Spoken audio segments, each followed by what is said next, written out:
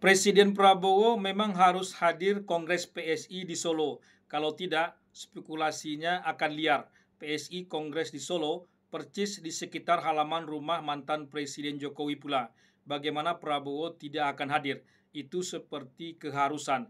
Ibaratnya Jokowi, Kaisang, dan Gibran mengundang Prabowo pesta, apa bisa Prabowo tak hadir? Saya mengatakan Prabowo dilema, tapi mungkin PSI yang pintar, atau malah Jokowi tahu cara mengepung Prabowo. PSI emosional bagi saya, tegas Prabowo.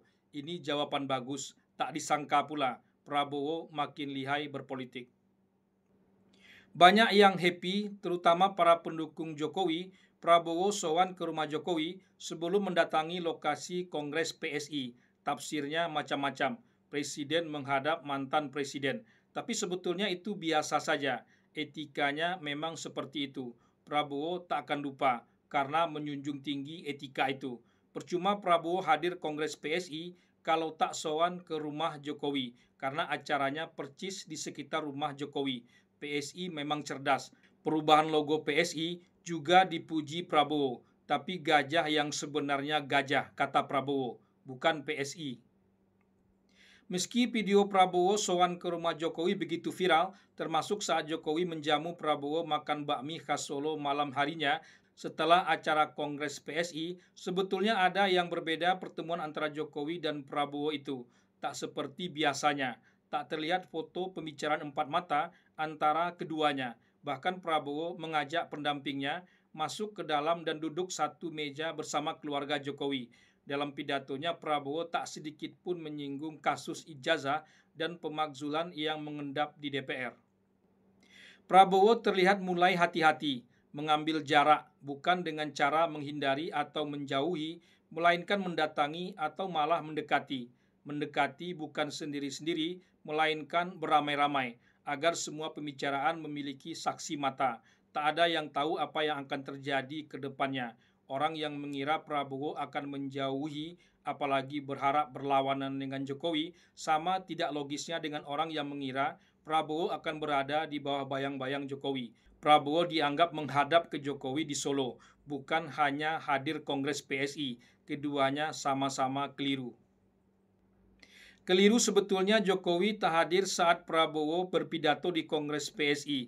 Tanggung mengepung, bikin acara PSI di Solo di sekitar halaman rumah Jokowi, tapi tak sekalian mendengarkan pidato Prabowo. Prabowo kalau sudah berpidato pasti mengomentari apa saja yang dilihatnya, apalagi kalau ada Jokowi di situ. Sifat spontanitas Prabowo akan keluar. Teks pidato tak akan berlaku lagi. Tapi Jokowi tentu punya pertimbangan sendiri kenapa tidak hadir. Tak mungkin dia duduk sebaris dengan anak-anaknya. Tagline PSI Partai Super Terbuka seperti percuma saja. Pidato Prabowo pada Kongres PSI lebih banyak bercerita tentang gajah. Ternyata gajah binatang kesayangan Prabowo, tak hanya kucing dan kuda, seperti yang diketahui publik. Prabowo menyerahkan asetnya untuk perlindungan gajah. Betapa antusiasnya Prabowo menjelaskan soal gajah ini, tapi gajah yang sebenarnya gajah, bukan yang lainnya. Tak sedikit pun Prabowo menyinggung isu mutakhir soal ijazah dan pemakzulan Gibran.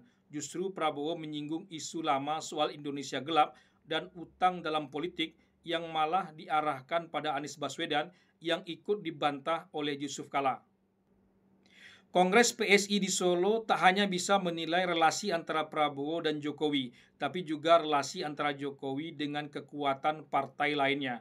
Meski dihadiri oleh hampir semua partai, tapi yang benar-benar dihadiri langsung oleh Ketua Umum Partai hanyalah Partai Golkar dan PAN, khususnya partai yang ada di DPR. Selebihnya hanya mengutus perwakilannya saja. Artinya partai yang dianggap masih loyal terhadap Jokowi hanya tinggal Golkar dan PAN saja. Dan kebetulan dua partai ini pula yang langsung datang ke rumah Jokowi saat Prabowo diam-diam bertemu dengan Megawati saat Lebaran kemarin.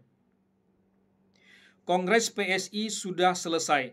Prabowo dan Jokowi sudah berpisah. Ini sebetulnya pertemuan perdana setelah Lebaran kemarin yang memproduksi rumor matahari kembar. Situasinya memang sudah berbeda jauh. wibawa Prabowo makin kuat jauh dibandingkan pertemuan dulunya. Ada benarnya juga soal pulung kekuasaan itu, saat pulung itu berpindah dari satu orang ke orang lain. Yusril Iza Mahendra pernah bercerita pertemuannya dengan Soeharto pasca lengser dari kekuasaannya. Ia seperti orang biasa saja. Soeharto sendiri tak pede dengan dirinya. Itu penguasa selama 30 tahun, apalagi penguasa yang hanya 10 tahun.